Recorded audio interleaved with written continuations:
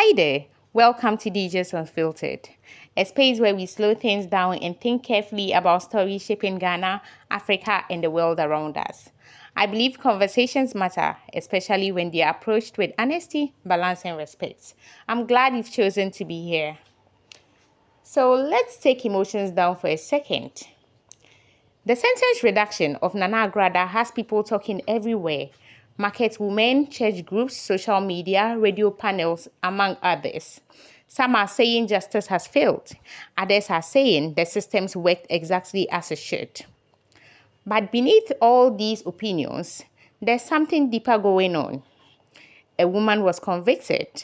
A court gave her 15 years. Another court reviewed it and reduced it to 12 months. That shift is not small. That's massive. And when something that big happens, people naturally ask, how does a 15-year sentence become 1 year? It feels dramatic, right? It feels confusing. And when justice feels confusing, trust becomes fragile. But here's what we must remind ourselves. An appeal is not a favor, it is a right. Appeal courts exist to correct excesses, misjudgments, and legal imbalance. Still, let's be real. Many Ghanaians are not reacting from a legal textbook. They are reacting from lived experiences. They are thinking about family members who got harsh sentences. They're thinking about people who committed similar fraud and didn't get such reductions. They're equally thinking about the ordinary person who feels the system is rarely flexible for them. And that's where the emotions is coming from. This is not just about Nana Agradaa. It is about whether justice feels equal. Does fame matter? Does public influence matter? Or is the law truly blind? We also need to talk about the victims. Financial fraud hurts real people. People who trusted. People who believed. People who may have lost savings. So the bigger question becomes, does this outcome feel like closure for them? At the same time, we must be careful not to turn justice into revenge.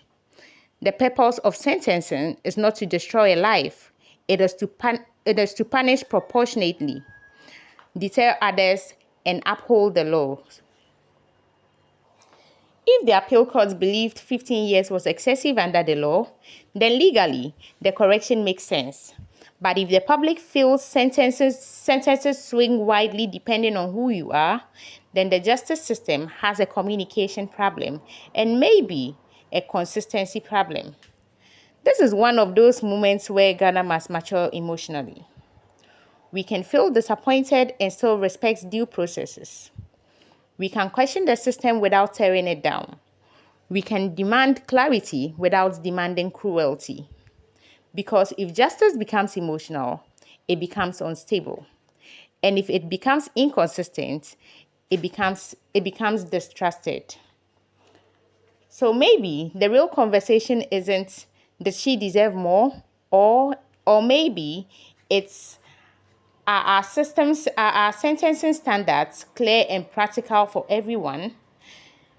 That's the part that affects all of us. This isn't gossip. This isn't drama. This is about trust in the systems we all depend on.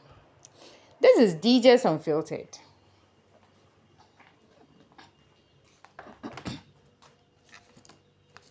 Thank you for spending time with me today.